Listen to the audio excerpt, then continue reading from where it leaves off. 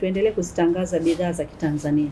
Bidhaa za Kitanzania zina ubora na usalama, na ndio maana zimeendelea kupata tuzo mbalimbali ndani ya Jumuiya ya Afrika Mashariki, lakini na Jumuiya ya Maendeleo Kusini mwa Afrika.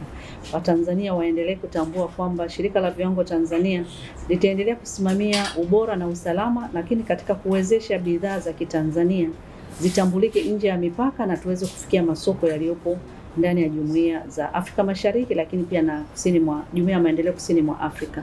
Niwapongeze tena sana washiriki na washindi wa tuzo kwa raundi hii, lakini huu ndio mwanzo wa raundi nyingine, na tuendelee kuzalisha na kutoa huduma zenye ubora ili kuendelea kuwahudumia Watanzania, lakini pia na zile huduma ambazo zinavuka nje ya mipaka ya nchi yetu, kwa maana ya bidhaa tunazozizalisha, lakini pia na ofisi za serikali zinazoendelea kutoa huduma. Tunawapongeza sana ofisi ya Mkemia Mkuu.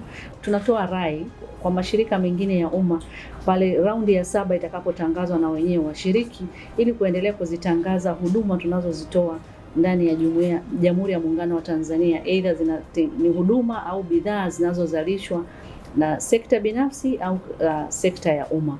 Tunawashukuru sana na tunawapongeza. Naamini kama ambavyo mmoja wa mshiriki ametoka kusema, quality cannot be compromised, quality cannot be negotiable, quality is always to be adhered. Kwa hiyo hongereni sana, na matumaini yetu mtaendelea kudumisha ubora na usalama wa huduma au bidhaa tunazozizalisha.